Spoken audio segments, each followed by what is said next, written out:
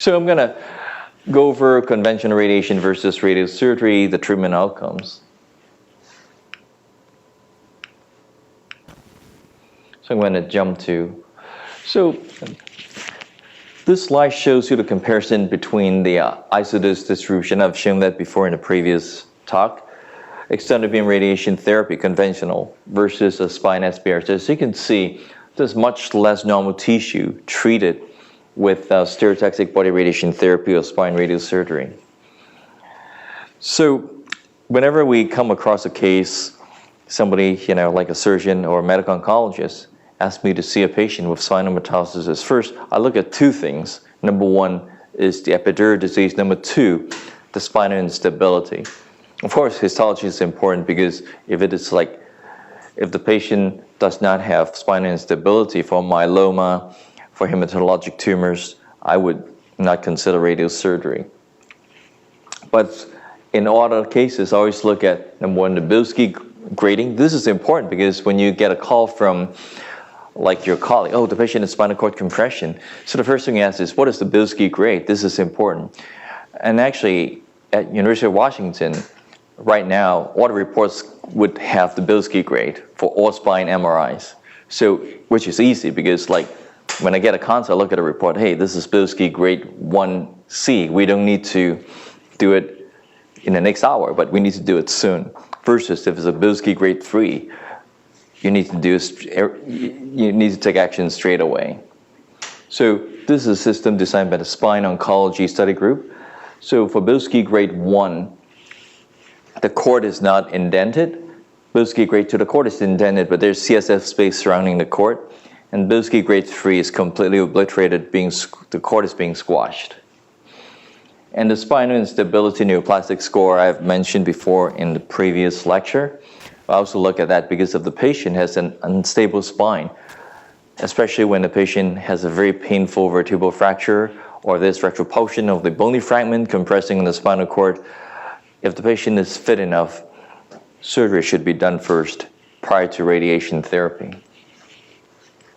So first we're going to look at the results associated with a conventional radiation therapy for spinal metastases. I think the major issue regarding the comparison of conventional radiation and spine SBRT is because different endpoints are used for studies of conventional radiation versus studies of SBRT for the spinal metastases. For conventional radiation therapy, most of the studies just look at the pain control, quality of life score, versus in SBRT studies, they also look at the local control, tumor control. So sometimes it's really, really difficult to compare apples of oranges if we don't have the same endpoint. So this is a paper published in Radiotherapy and Oncology looking at the O4 response rate. Response rate, they're referring to pain control. So for multiple trials, the O4 response rate for single fraction radiation is on a range of 70 to 87%.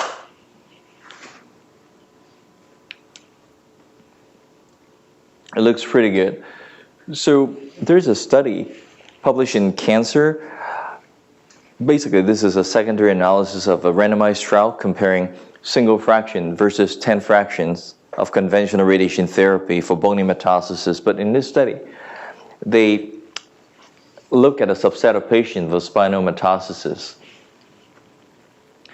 And when you look at the two different arms, the number of patients on narcotics are pretty similar among the two arms for this study. And for the pain response, it's also very comparable, for single fraction versus 10 fractions. So about 60 to 70% of the patients would have complete or partial pain response. Either you use a single fraction or 10 fractions.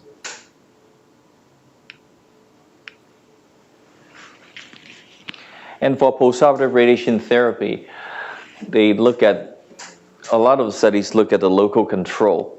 And as you can see, the range for local control is on a range of 30% all the way to 100%. it is really difficult to assess because in a lot of those studies, the use of imaging follow-up is pretty erratic. It's not uniform because it's not a prospective study. And for patients with metastatic epidural spinal cord compression, for conventional radiation therapy, in general, the pain response is on a range of 50-something to 60%, whether you use a single fraction or multiple fractions. This is a meta-analysis from looking at all the trials by Dr. Andrew LeBlanc from University of Toronto. He's in the same department as Dr. Sagal. So when you ask me what are the indications of SBRT for spinal metastasis, so there are 4 broad groups: primary treatment, postoperative treatment, recurrent disease, and spinal cord compression, which is a questionable indication. So this is a paper published about 2 years ago. I think Peter is also on that as well, summarizing the different studies and various aspects, and we came up with some practice guidelines. So the major contraindications for spinal SBRT is if the performance status is very bad. So I think if it's just for pain control, you don't aim for durable local control, I think external radiation would be very reasonable because the patient may not be able to benefit from a more durable local control if the lifespan is low. And if there's slightly metastatic disease, a rapidly progressive disease with limited life expectancy, once again, and if the spinal level involvement is more than 3, the issue is the technical issues, really more difficult to set up because the spine is a mobile structure. If you are treating more than 3 segments, the problem is if you include in one single plan, if you match to one segment, the other segment may not match. So it typically limits to 3. So Peter, what is the experience in terms of the number of maximum number of segments you treat? 3. Yeah, I do 3. I think for postoperative cases it's better because you have the magnetic hardware there, so that that would fix the spine a little bit compared to intact spine metastasis. So if the spine instability is, if the spine is very unstable, like if the patient has very high SIN score, one should consider surgery first before doing SBRT or external beam radiation therapy. And if it's high-grade epidural disease, Bilsky 3, which is defined as. And if there's a prior radiation therapy 3 months before, SBRT is considered, the patient should not be getting SBRT. And if there's spine SBRT delivered less than 3 months before, then the patient should not be considered for SBRT. And if one would not be able to tolerate near rigid or supine immobilization, so the patient is moving all around, those patients may not be eligible for SBRT, not even for external beam. The patient cannot lie still on a couch. And if the patient cannot have a full spine MRI and or CT myelogram, you can outline the cord, you can do SBRT. So this is the eligibility criteria for Dr. Sam Yu's trial, RTOG 0631. So 1 to 3 sites, C1 to L5, each separate site with less than 2 contiguous segments and a gap 3 mm or more if there's epidural disease, and the paraspinal mass must be 5 cm or less. This is a schematic diagram showing the eligibility. So this is the algorithm used at Sunnybrook, which is actually similar to what we have been using. So when we see a patient, for a surgical consult, so we're developing like a spinal metastasis team, and so everybody is evaluated in a multidisciplinary fashion. So if the patient has unstable spine, which is defined as a SINE score of higher than 12, which is 13 to 18, a surgical consult would be needed. And if the patient is taken to surgery, the patient would be, depending on other factors like the tumor factors, the patient's overall general condition, and the extent of the disease, postoperative SBRT or extended beam radiation therapy will be offered. And if the patient is not a candidate for surgery, the patient can either receive extended beam radiation, depending on whether the center offers SBRT or not, or SBRT if one is offering a one single fraction, one should give less than 20 gray, given the risk of vertebral fracture if a dose of 20 gray or higher is given in one single fraction. And if the patient is potentially stable in terms of the spine, one would need to evaluate the risk factors such as the baseline vertebral fracture, whether the lytic tumor component, spinal alignment, mechanical pain.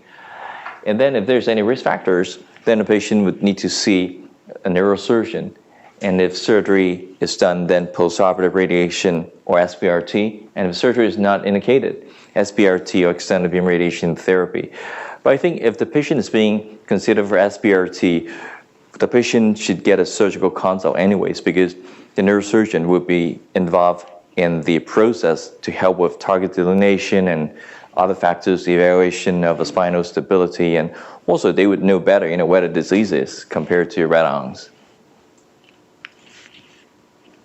So when you look at the results, de novo spinal metastasis, which is defined as de novo, the patient has never received radiation before, no prior surgery, the local control rates are actually very high. 1 to 2 year local control rate is on a range of 80 to 90-something%.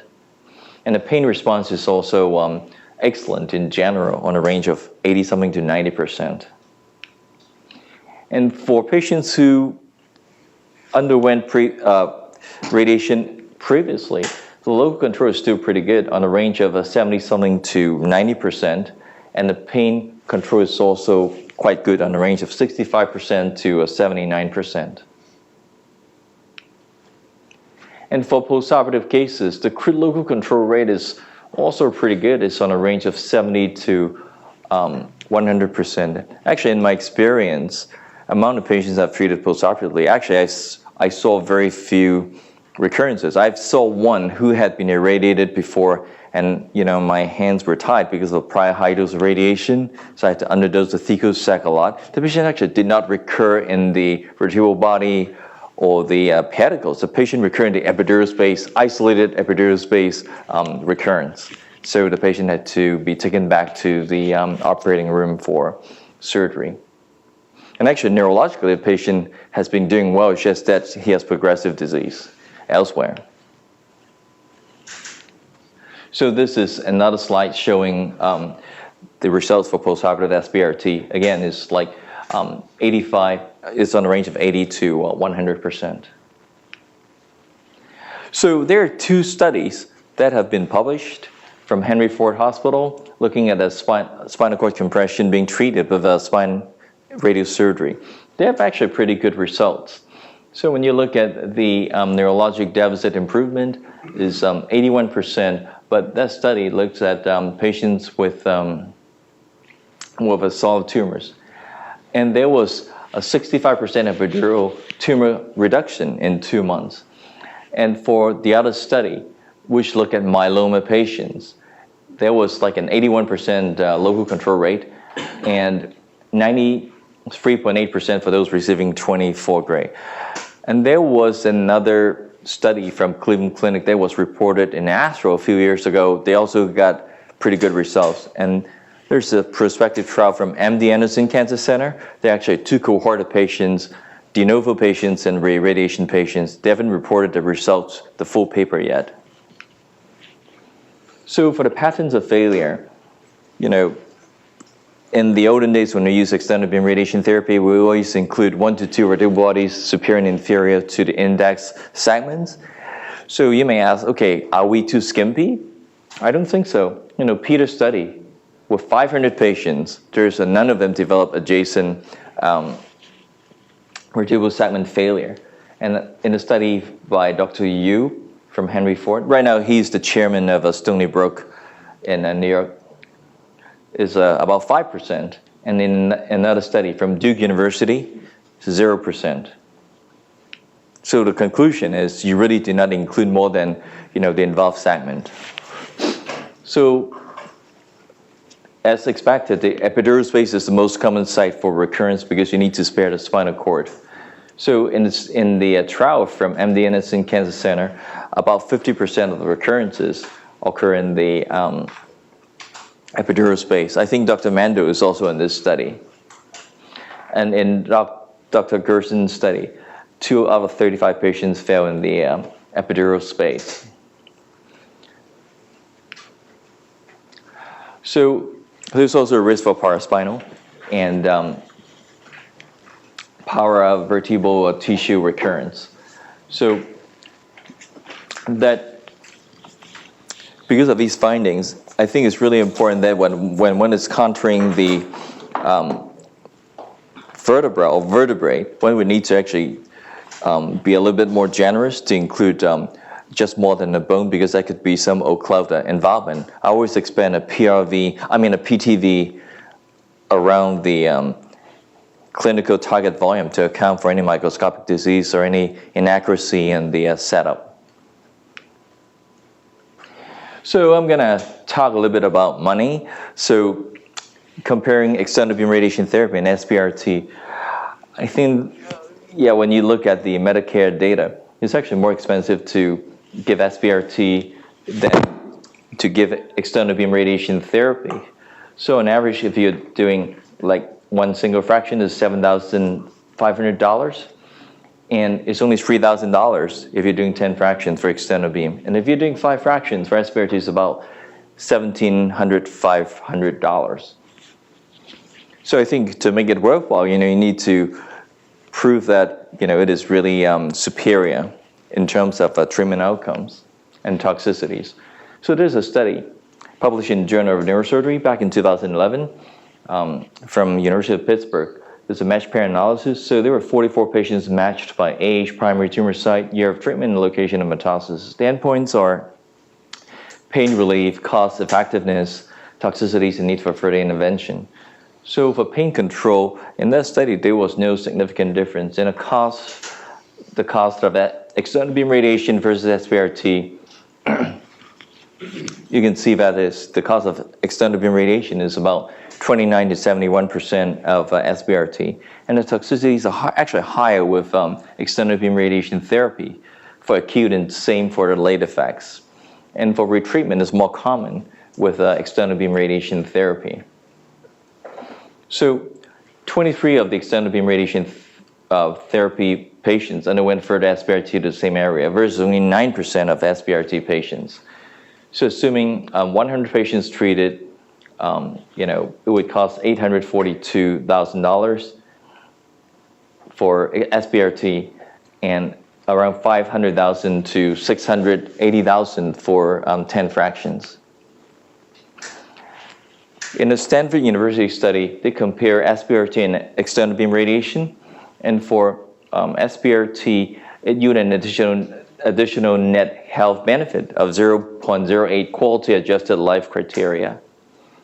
And the cost of SBRT is $1,933, less than extended beam radiation for comparative effectiveness. So the incremental cost per benefit for this strategy is $41,500 per quality adjusted life years, meeting the payer's willingness to pay. So finally, I'm going to talk about response evaluation, because when you look at the outcomes, garbage in, garbage out, you don't have a good endpoint, all the analysis is meaningless. So the most commonly used response criteria are either the RESIS criteria or the MD Anderson criteria, which Dr. Mando is very familiar with. So the Spinal group put together some recommendations based on, this is the department of the project. So for imaging-based local tumor response, of course, MRI is always preferred, and images should be interpreted by radiation oncologists and the radiologists. I would add, by neurosurgeon as well. And local control may be defined as the absence of progression within the treated area on serial imaging 2 to 3 consecutive MRI scans 6 to 8 weeks apart. And local progression may be defined as an equivocal increase in tumor volume or linear dimension, or any new or progressive tumor within the epidural space. Anything in the epidural space is bad news. And neurologic deterioration attributable to persisting epidural disease with equivocal increased epidural disease dimensions in MRI. And pseudoprogression or necrosis should be considered, especially in the era of immunotherapy. And RECIST criteria is not optimal because the spine is not a round structure. You really can't, how you measure it depends on, which dimension you use. It's very inaccurate. And for the imaging follow-up frequency, the recommendation is 2 to 3 months after SBRT for the first 12 to 18 months and every 3 to 6 months afterward. So this is an example showing that sometimes response evaluation can be pretty difficult. This patient underwent SBRT with initial response, and later on, there was more disease in the epidural space, and this patient is defined as having progression. And also there's some increase in the vertebral body shadow. So right now there are 2 big trials comparing SBRT and extended beam radiation therapy. The first is RTOG study. That was a study I mentioned earlier on in the lecture. The goal was to enroll 240 patients. I believe the accrual has been completed, and I think Dr. Yu is analyzing the results right now. The endpoint is the pain control. And the secondary endpoints are rapidity of a pain relief, durability of pain relief, adverse effects in long-term cord and vertebral bone toxicity, and quality of life. And NCIC SC24 is another very important trial comparing 2-fraction SBRT versus 5 fractions conventional radiation therapy. They've completed the phase 2 component, and they're proceeding straight to phase 3. I hope it'll be completed soon. So you can actually find the eligibility criteria in the government National Clinical Trial website. So I think I'll just show you a couple of case examples. I'm going to wrap up the lecture. So case example 1, this patient is a 64-year-old T3 to T4 metastatic renal cell carcinoma with radiographic progression and pain. Despite chemotherapy, no prior radiation. So the patient was treated with the U of Toronto regimen, 20 grain 2 fractions. And there was paraspinal and epidural disease, but with no cord compression. And a repeat MRI 5 months later showed dramatic response comparing these 2. So this was a patient that was treated by radiation with malignant fibrous histiocytoma, which is sarcoma, and 43-year-old with a T10 metastasis of epidural involvement. And then the patient received 27 grain 3 fractions. And he had prior radiation therapy to adjacent spinal segments. So initially there was Bilsky grade 1C disease touching the cord right there. And this is the SBRT plan. And 4 months afterward, the epidural space is cleaned up. So I think that wraps up my lecture since we are running out of time.